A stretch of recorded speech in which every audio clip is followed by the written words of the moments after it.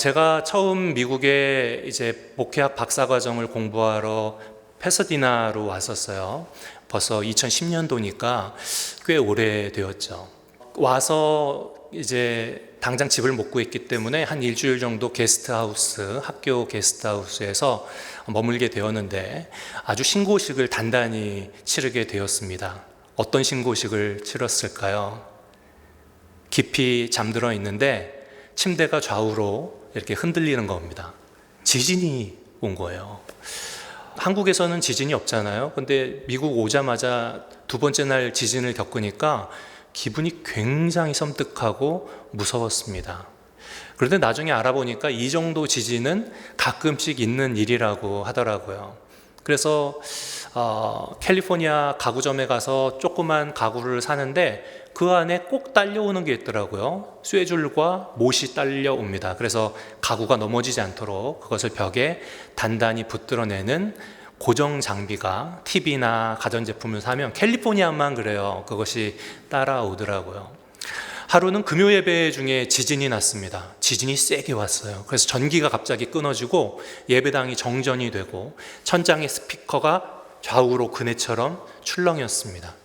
그러자 어른들은 깜짝 놀라서 비명을 질렀고요. 그래서 뭐가 생각났을까요? 교육관에 있는 어린 자녀들이 생각났어요. 그래서 지진이 멎자마자 우르르 교육관으로 달려가 봤습니다. 그런데 놀랍게도 아이들은 너무 테이블 밑에 잘 숨어 있더라고요. 그리고 태연히 웃으면서 기어 나오는 것입니다. 왜냐하면 캘리포니아 학교는 수시로 아이들에게 지진 대피 훈련을 하고 있기 때문입니다. 배운 그대로 따랐던 겁니다. 잘 대비가 되어 있는 아이들에게 그 흔들림이라는 것은 공포가 아니었던 거죠. 오히려 그것이 부모들에게는 공포가 되었던 겁니다. 여러분, 그런 생각을 해봤어요. 우리 신앙의 체질에 이와 같은 중요한 핵심 축이 필요하겠다. 체질이라는 것은 우리 몸에 훈련이 돼서 의식적이지 않더라도 익숙하게 반응하는 것이거든요. 그러니까 체질이 되어 있으면 놀라지도 두려워하지도 않을 수 있는 거예요. 그렇다면 믿음의 사람들에게 체질이 되어야 할 것이 여러분 무엇일까요? 그것은 두말할 나위 없이 평안입니다. 그래서 우리가 만날 때마다 샬롬, 평안하셨습니까? 평안하십시오. 서로의 평안을 빌어 인사하는 까닭도 바로 거기에 있는 거죠. 이 평안이 믿음의 사람들에게는 체질이 되어야 하는 겁니다. 오늘 본문에 기록이 되어 있는 그 마가의 다락방에서는 이제 3년을 함께 하신 예수님께서 떠나신다, 십자가의 길로 가신다 하셨어요. 그러자 제자들 얼굴에 근심이 가득했죠. 그런데 생각해 보세요. 제자들이 마음이 더 힘들어요? 예수님이 마음이 더 힘들어요? 예수님이 힘드시죠. 예수님은 심지어 모든 걸 다 알고 계시잖아요. 고난을 앞두신 주님께서 그런데 오히려 위로의 말씀을 제자들에게 주셨어요. 뭐라고 주셨죠? 너희는 마음에 근심하지 말라. 너희는 마음에 근심하지 말라. 그리고 그 근심하지 말아야 할 핵심 가치로서 그 평안을 27절에 주고 계신데요. 27절 말씀 한번 보겠습니다. 같이 한번 읽어봅니다. 시작. 평안을 너희에게 끼치노니 곧 나의 평안을 너희에게 주노라. 내가 너희에게 주는 것은 세상이 주는 것과 같지 아니하니라. 너희는 마음에 근심하지도 말고 두려워하지도 말라. 여기 평안은 여러분 잘 아시는 대로 히브리어로는 샬롬이라는 말이고요. 헬라어로는 에이레네라는 말입니다. 그런데 이 샬롬이라는 이 에이레네란 말은요, 단순히 분쟁이 없는 조용한 상태를 말하는 것이 아니라 주님께서 오심으로 이루어지는 완전한 평화를 말씀하고 있는 겁니다. 그래서 부활하신 주님께서 제자들을 다시 만나셨을 때도 가장 먼저 건네신 말씀도 너희에게 에이레네, 평강이 있을지어다 라고 말씀하셨던 거죠. 그런데 여기 우리가 놓치기 쉬운 신비가 있습니다. 제자들이 가장 두려워한 그 일, 곧 예수님이 떠나신다는 그 사실이 바로 평안을 우리에게 가져오는 통로였다는 사실입니다. 주님이 가셔야 보혜사가 오시고 보혜사가 오셔야 그 평안이 우리 안에 거하기 때문에 예수님께서는 오히려 제자들에게 근심하지 마. 내가 떠나감이 너희에게 유익이다라고 말씀하셨던 거죠. 성령님은 예수님이 지금까지 수행하신 것과 똑같은 역할을 감당하시기 위해 저와 여러분들에게 오셨습니다. 또 다른 예수님의 자아로서 우리에게 오셨어요. 그 성삼위일체의 신비 가운데 우리는 성령님과의 동행을 누려야 함을 지난 시간 나누었죠. 성령님과 다른 곳을 바라보면 동행할 수 없다. 무엇을 봐야 한다고요? 사랑과 거룩의 방향을 늘 봐야 성령님과 동행할 수 있다. 할렐루야. 그 믿음을 갖고 우리는 성령님과 동행해야 하는데, 이 동행에서 우리의 평안을 해치는 것들이 있습니다. 저는 소제목을 정한다면 평안을 해치는 새 도둑이라고 그렇게 정해 보았는데, 같이 한번 우리의 평안을 해치는 그것들을 알아서 그것들을 물리칠 수 있으면 좋겠습니다. 첫 번째 도둑은 바로 근심입니다. 근심. 여러분, 예수님께서 유언으로 남기실 때 가장 많이 하신 말씀이 바로 근심하지 말라라는 거예요. 오늘 27절에도 보면 근심하지 말고 두려워하지 말라라고 반복해서 강조하고 계시지요.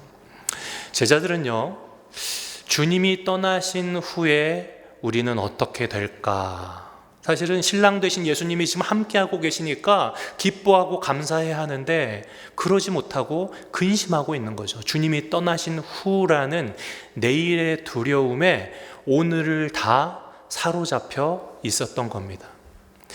여러분, 한 통계가 있는데요. 그 통계를 보면 우리가 하는 근심의 40%는요 결코 일어나지도 않을 일이래요. 우리가 하는 근심의 40%는요 결코 일어나지도 않을 일이래요. 내 상상력으로 근심한다는 겁니다.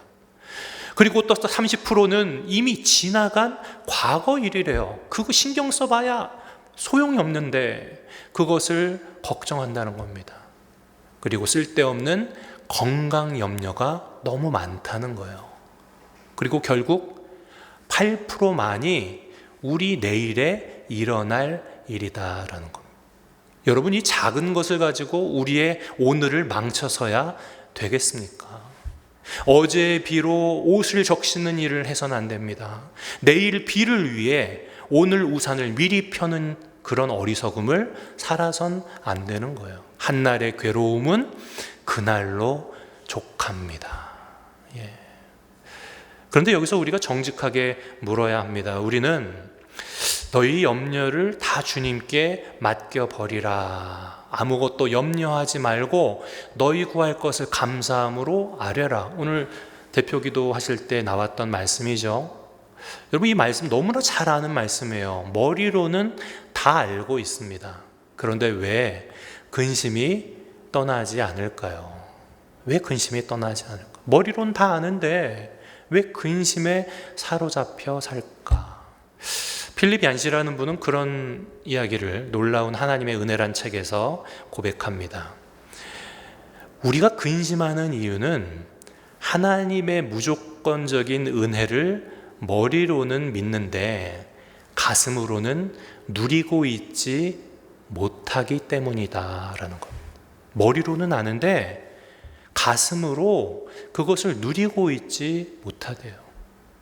은혜의 복음이 지성의 문턱은 넘어서 우리 머릿속에 들어왔는데 우리 심령의 안방까지는 내려오지를 못한 겁니다. 머리에서만 맴도니까 계속 혼란이 있는 거예요.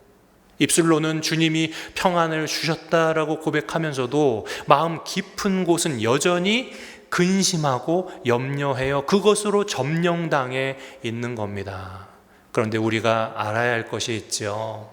평안은 세상의 편안과는 다르다는 거예요. 하나님 주신 평안은요, 고통과 어려움이 사라진 상태가 아니라는 사실입니다. 그러므로 믿음의 사람들은 고통이 없는 척 두려움을 감추어서도 안 되지만 그 고난이 없을 때까지, 힘든 일이 없을 때까지 나는 아직 평안하지 못해라고 오해하지 말아야 하는 겁니다. 고난도 어려움도 통과해야 할 과정임을 알면서 이 세상의 고통을 믿음으로 지켜내는 사람이야말로 평안의 사람, 샬롬의 사람인 것이에요. 여러분 생각해 보세요. 바다는요, 겉표면이 아무리 거칠게 파도치고 요동해도 그 깊은 해저 심연의 물은 흔들리지 않습니다. 우리의 머리에만 평안을 갖고 있으면 우리는 계속 세상의 파도에 흔들릴 수밖에 없지만 그 평안을 우리 심령 속에 깊이 간직하면 어떤 어려움도 우리를 흔들 수 없는 것이에요. 그래서 사도 바울은 지중해 광풍 유라굴로에서도 결코 두려워하지 않았고 로마 지하 감옥에 갇혔어도 그 평안을 놓치지 않았어요. 그래서 심지어 옥중서신인 빌립보서에서 감옥에 갇혀있는 자신의 상황임에도 불구하고 주 안에서 항상 기뻐하라 라고 성도들에게 권면할 수 있었던 겁니다. 그러니까 주님께 맡긴다, 염려하지 않는다라는 것은 풍랑을 없애주십시오라는 흥정이 아니라 주님 값없이 베푸신 그 평안을 깨달아 알아서 그것을 머리에서 내 가슴 가장 깊은 곳으로 품는 영혼의 포지셔닝인 겁니다.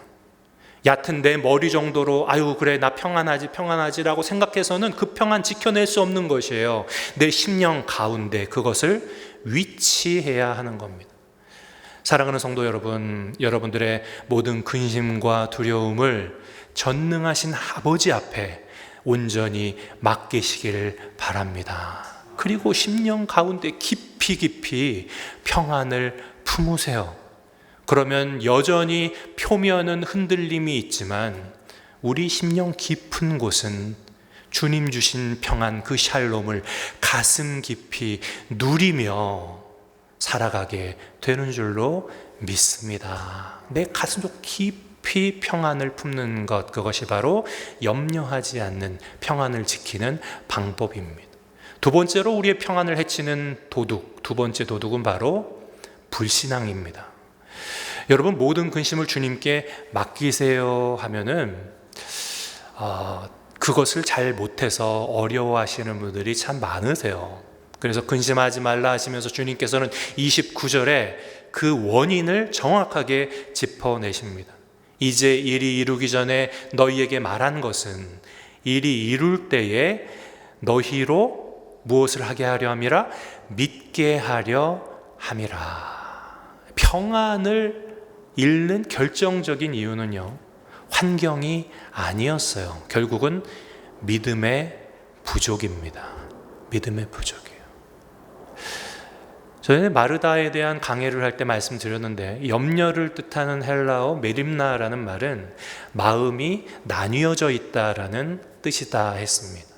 그러니까 하나님께 대한 신뢰가 있긴 있어요. 그런데 세상을 향한 여러 가지 두려움과 걱정 사이에서 어느 것에도 마음을 정하지 못하고 이리저리 마음이 나뉘어져 있는 상태가 바로 불신앙의 상태라는 거예요. 그 불신앙의 상태는요, 평안이 깃들 자리를 없앱니다. 불신앙으로 가득 차서 평안이 머물지 못하게 하는 거예요. 여러분 생각해 보십시오. 제자들은 주님의 떠나가심을 오직 상실로만 보았다라는 거예요. 그러나 주님 말씀하신 바와 같이 주님이 가셔야 보혜사가 오셨던 겁니다. 그러니까 제자들이 그토록 두려워했던 예수님의 떠나심은 실로 더 큰 선물이 임하는 축복의 과정이었던 겁니다. 저는 예전에 어떤 큐티책에서 4컷짜리 만화를 본 적이 있습니다. 한 사람이 절벽 끝에 매달려서 정말 썩어 있는 그 나무 뿌리 하나를 붙들고 절벽에서 대롱대롱 매달려 외칩니다. 하나님 살려주세요. 하나님 살려주세요. 그러자 음성이 들려요. 나를 믿고 그 잡은 손을 놓아라.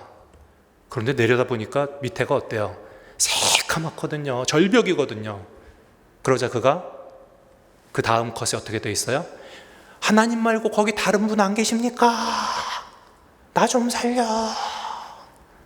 마지막 컷에는요, 이제 해가 밝아오는데 그 발 한 뼘 밑에 손만 놓으면 디딜 수 있는 너른 땅이 이미 있었다는 사실입니다. 그러니까 자기가 의지하는 것을 놓아야 사는데 놓지 못하는 것, 그렇게 마음이 나뉘어져 있는 것이 바로 불신앙이라는 거죠. 여러분, 믿음은 들음에서 나고 들음은 그리스도의 말씀에서 온다 했습니다. 그러니까 사랑하는 성도 여러분, 생명의 근원 되시는 말씀만을 붙잡아야 하는 거예요. 다른 것, 세상의 것들 의지하지 마세요. 붙잡지 마세요. 주님의 말씀대로만 순종하고 주님의 말씀대로만 따르는 것이 바로 믿음임을 알아야 합니다. 주님과 다른 것을 함께 붙잡고 있는 것은, 나뉘어져 있는 것은 믿음이 아닙니다. 불신앙입니다. 거기에는 참된 평안이 임할 수 없는 거예요. 부디 다른 것 붙잡고 계신 그 손 놓고 주님 안에 평안 누리는 믿음의 사람이 되십시오. 마지막으로 평안을 빼앗는 도둑은 외로움입니다. 외로움이라는 거죠. 여러분, 지금 제자들이 가장 갖고 있는 깊은 두려움이 뭐예요? 이제 우리만 덩그러니 남는다라는 외로움이었어요. 여러분도 혹시 예배드리고 또 기도하고도 떠나가시면서 그런 외로움 느끼는 분 계십니까? 그것은 평안을 해치는 도둑입니다. 여러분, 예수님께서는요, 제자들에게 그래서 너희가 혼자가 아님을 새겨주신 거예요. 지난 시간에도 고아처럼 너희를 내버려 두지 않겠다 하셨던 주님께서 26절에는 보혜사 아버지께서 내 이름으로 보내실 성령, 그가 너희에게 모든 것을 가르치시고 내가 너희에게 말한 모든 것을 생각나게 하시리라 라고 말씀해 주셨던 겁니다. 여러분, 지난 시간 우리는 앞서서 16절에 다른 보혜사를 보내주신다라고 예수님의 말씀하심을 우린 나눴습니다. 그러니까 성령은 예수님이 지금껏 하시던 그 역할, 위로하고 힘주시고 기적을 베푸시고 놀라운 전능을 베푸셨던 그 역할을 예수님 떠나가신 후에 똑같이 이어하실 분, 말하자면 또 한 분의 그리스도 예수님의 다른 자아이십니다.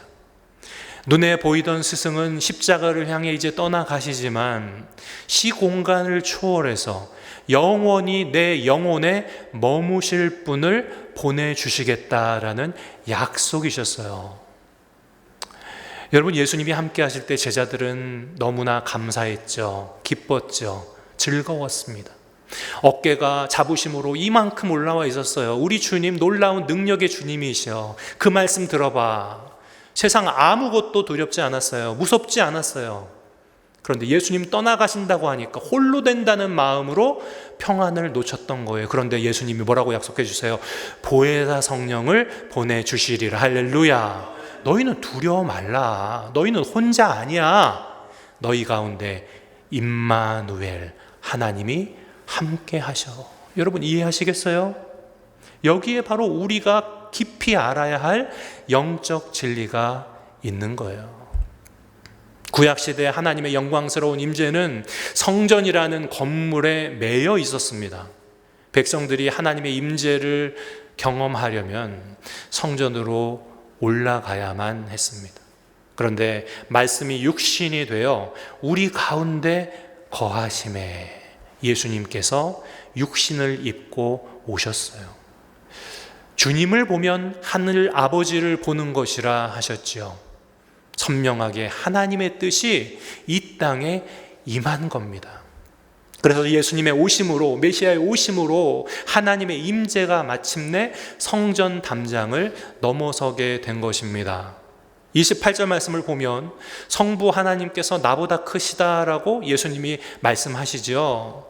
이 말씀은요, 예수님은 육신을 입고 오셨어요. 그래서 제자들과 함께 하시지만 많은 제한이 있었죠. 그러나 그 제한이 있는 성육신의 방법을 자처하신 것은 우리의 대속을 위해 필요했던 겁니다. 우리를 위해 고난받으시고 우리를 위해 죽으셔야 했어요. 그 방법밖에 없었기에 예수님께서는 육신을 입고 오셨습니다. 그러나 하나님께서 또 다른 보혜사를 예수님 이후에 보내주신다. 그 보혜사 성령님을 통해서 이제는 시간과 공간을 초월해서 하나님을 믿는 자녀들에게 임하신다는 겁니다. 할렐루야. 그 임재는 예배드리는 이 주일 예배뿐만 아니라 여러분들의 삶의 자리, 월요일부터 시작되는 일터와 한밤에 눈물로 기도하는 병상에도, 또 한치 앞이 보이지 않는 세상의 광야길에도 함께 하시는 겁니다. 그곳에서 성령님은 약할 때 강함 주시고 모든 것을 이겨낼 새 힘을 공급해 주십니다. 아멘. 그래서 성경은 평안을 성령의 열매라고 부르는 거예요. 다시 말해서 나 홀로라는 그 외로움을 깨뜨리러 오신 성령님, 그분을 내 마음속에 충만하게 품고 그분과 동행하면서 나는 혼자가 아니라는 사실을 우리는 영적으로 늘 기억해야 하는 겁니다. 그래서 이 세 번째 도둑, 외로움을 물리치러 오신 분이 첫째 도둑 근심과 둘째 도둑 불신앙까지 함께 쫓아내시는 겁니다. 그래서 믿음의 사람들이 해야 할 가장 영적 전투는 바로 성령 충만이에요. 주님으로 충만해지는 겁니다. 환경이 어렵고 힘들어도 그것이 없어지기까지, 풍랑이 멎기까지 기다리는 도피가 아니라 함께 계신 성령님을 의지하며 그 어려움들을 밟고 지나가게 되는 임마누엘 성령님과 동행하는 놀라운 역사가 성도들에게는 있게 되는 것입니다. 그러므로 사랑하는 성도 여러분, 슬플 때나 기쁠 때나 우리 해야 할 것은 한 가지예요. 내 손을 붙들고 계신 주님을 꼭 붙드는 겁니다. 보혜사 성령님과 동행하는 겁니다. 그분과 함께 하면 내가 그와 같이 홀로가 아님을 알게 되고 우리는 주님 주시는 놀라운 하늘 평안을 누릴 수 있게 되는 겁니다. 이 약속을 붙들고 여러분 심령 가운데 성령께서 주시는 놀라운 평안이 있어지시기를 축원합니다. 오늘 말씀을 맺고자 합니다. 오늘 본문은 25절에 보면 평안을 약속하시면서 내가 아직 너희와 함께 있어서 이 말을 너희에게 하였거니와 라는 말씀으로 시작하고 있어요. 평안의 비결이 어디 있다고요? 주님 말씀 안에 있다는 거예요. 그래서 다른 데서 평안을 찾지 말라는 주님의 당부십니다. 주님은 이 평안이 세상이 주는 것과 같지 않다 하시면서 세상의 편안은 그저 일시적인 것이지만 주님 주시는 것은 영원하다. 그 평안을 주시기에 보혜사 성령께서 우리에게 오셨기 때문에 주님께서는 영원토록 우리와 동행하신다. 세상의 편안은 마취제와 같아서 잠시 통증을 잊게 할 뿐이지만 주님의 평안은 치료제와 같아서 병든 영혼들을 근본부터 살려내는 생수의 강이 임한 것이다 라는 이 사실을 우리는 기억해야만 합니다. 여러분, 문제가 있을 때 자꾸 다른 것으로 잠시 잊으려 하지 마세요. 그것은 주님의 평안이 아닙니다. 주님의 평안은 문제 속에서도 동행을 말씀하고 있는 거예요. 내 환경 바뀌어지고 환경이 더 좋아져서 굴러들어오는 선물이 아닙니다.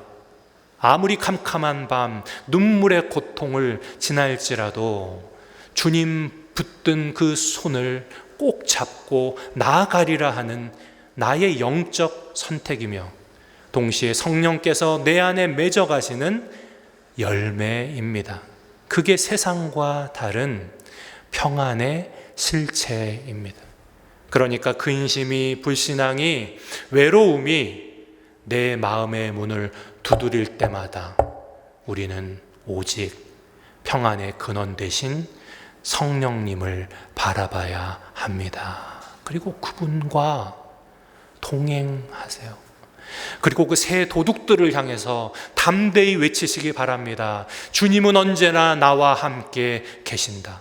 주님은 언제나 나와 함께 계신다.